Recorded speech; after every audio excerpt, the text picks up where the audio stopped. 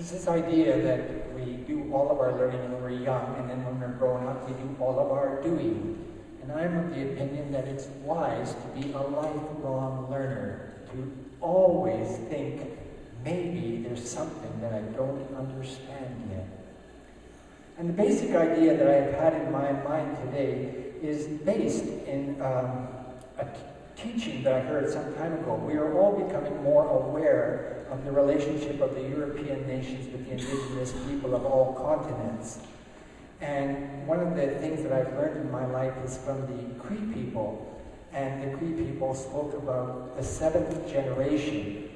The idea being that what I'm doing today, I should be doing with the awareness that it's going to have an effect on the 7th generation.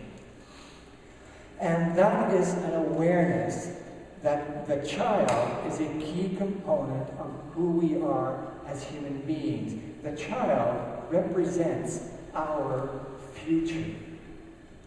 Now, I have, in the later years of my life, become very motivated by the sense of, what can I do to make this world a better place for young persons like Esme and David and James and all the children of the world? And in thinking about that, I've had lots of experience which is helpful. And one of them was when Barbara was a professor at the University of British Columbia. I'm being distracted. I'm starting to pay attention to what the Spirit is doing in the church. And I have a feeling it's got something to do with neighborliness. But Barbara and I lived on the UBC campus, and Barbara was a professor in the School of Nursing. And I had a lot of opportunity. I was going to seminary at the time. I had a lot of opportunity just to observe life on the campus. And life on the campus was so very interesting because there were people from all nations present there.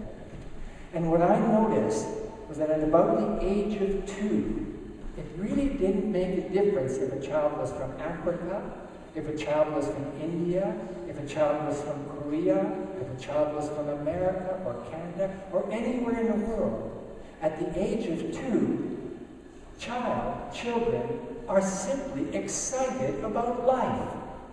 They cannot walk without going like this. Hippity-hoppity, hippity-hoppity. If they're walking in a rainy day and there's a puddle, they have to go like this. That's 2-year-olds, and that's 2-year-olds all over the planet. Now, I thought about that, and I realized that inside of us, biologically, there is common ground. That is to say, we don't have any reason to disagree with any other human being about why we're on the planet. To be alive, to be healthy, and to be well. Now, when I thought about these children and the picture of a happy, healthy world, I also thought about grown-ups. And I thought about the person who is the leader of America right now. I thought of the person who is the leader of North Korea right now. I thought of the person who's the leader of Russia right now, and the person who's the leader of China, and the persons all over the world right now who are in places of power. And what I thought was, every single one of these persons was a child once. Every single one of these persons was 2 years old. Every one of these persons probably jumped in puddles and skipped and danced when they walked down the road with mom or dad or grandma and grandpa. But something has changed. And then I realized that in Korea, the little children are learning how to be grown-ups from their leaders.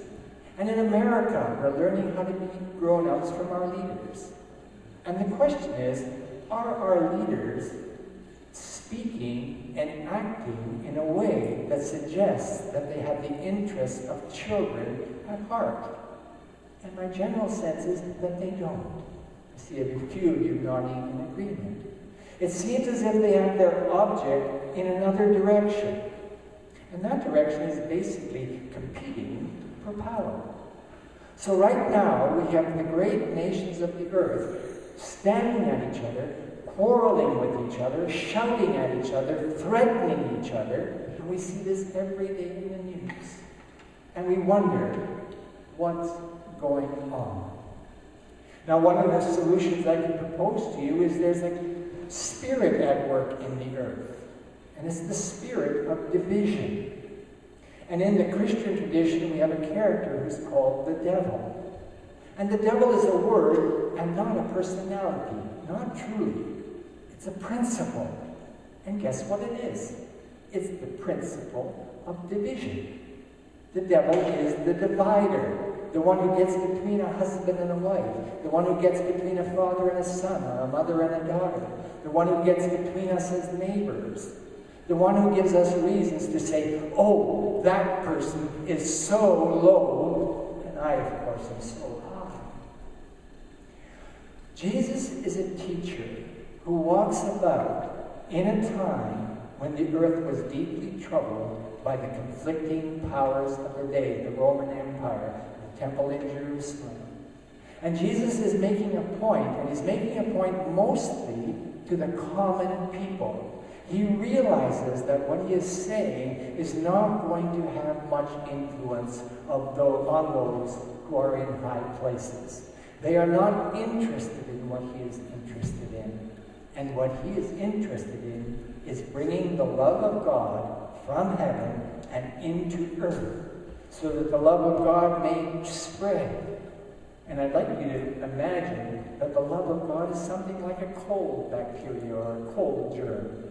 It's infectious. If you walk into a room and there's love in your heart, you're already making a difference. If you walk into a room and there's kindness, you're already making a difference. But Jesus is teaching this day, when he tells the parable of the Good Samaritan, he's teaching the people about religion. And you know the story. There's a person who is injured, a person who's wounded, a person who's broken, a person who's left abandoned by the side of the road. And that could be a picture of all the people in our world who are hurting, all the people in our world who are left out. And Jesus tells the story, and a very religious person walks by a priest. But he's very concerned about his religion, and he knows he can't touch that person because there's blood on his body. And if he touches the person, the blood might touch him, and then he'll become contaminated, and then God won't like him anymore. So he avoids the wounded person. And it's the same with the Levite, who's a servant in the temple. He avoids the broken person because he does not want to be infected. But the Samaritan is an outsider. The Samaritan is someone who is not very well liked by the persons in the temple, because the Samaritan is unclean. The Samaritan is outside of God's love. That's how the folks interpreted it. And what I'd like to suggest is that Jesus, in his parable, is saying the key to a future life that lasts forever is not in having the right religion. The key to having a life that lasts forever is in having the right attitude, the right sense of responsibility in the presence of your neighbor. I just got distracted again. I think, okay, where was I going to go next? I'm getting the sense that we are being given the information that we are a church here, that this church exists in a neighborhood. And we were talking a little bit about this during the week, and we recognized, most of you will remember this, in the very early times of Canada, the front porch of the home was a very important place. A place where you would sit and enjoy the evening, a place where you would greet your neighbors as they were walking by. But I'd like to say that in this period of history, we can learn lessons from the teachings of Jesus in the gospel. Lessons about how we should live our lives. What should be our priority? And what I'd like to say, and this might be questionable, and if you have questions, I'd be glad to hear them, or even if you have quarrels, I'd be glad to hear them, because one of the things that makes the church strong is conversation about things that really matter. But what I take to be one of the teachings of Jesus is, it doesn't matter if you belong to the Christian religion. It doesn't matter if you belong to the Jewish religion. It doesn't matter if you belong to the Muslim religion. It doesn't matter if you're an atheist. It doesn't matter what organization you belong with. What matters is, who are you as a person? And what the scriptures teach us is that Jesus lives in us. So what we would expect is that as persons, we are reflecting the love of God revealed in Jesus. And what does Jesus do? He has almost no concern for religion. In fact, the religious people really don't like Jesus at all. And they do everything in their power to get rid of him. But they can't. They kill him, but his spirit lives on. And his spirit is so simple. Love God, love your neighbor. Don't love your nation. Don't love your favorite team. Don't love anything outside of yourself. Love the presence of God within you and get in contact with that presence. And as you put your roots deep down into the presence of God within you, you will begin to discover a new way of being in the world. And that is simply the way of practicing care. And that's one of the things just now that the world needs more than anything else. Care, compassion, consolation. So we have opportunity as persons to join what I'm going to call the right religion. And it's not the religion of this or that. It's the religion of showing forth God's love in and through all of our relations. And that's what I'm inviting you to do as members of the church. To recognize that coming to church is important. It's an important place to learn about life. It's an important place to learn about how to do well in difficult times. But the church is only the center of the circle. From the church, we go out into all of our relations. And that's where the life of God is, in our relationships with one another. It says, where two or more of you are gathered, that's where I am. So when two people are living together in love, in cooperation, 3 people, or a dozen people, or a neighborhood of people, that's where God's love is. So we're going through a time of great change in the earth. Religion is being deeply questioned, and I think that's a good idea.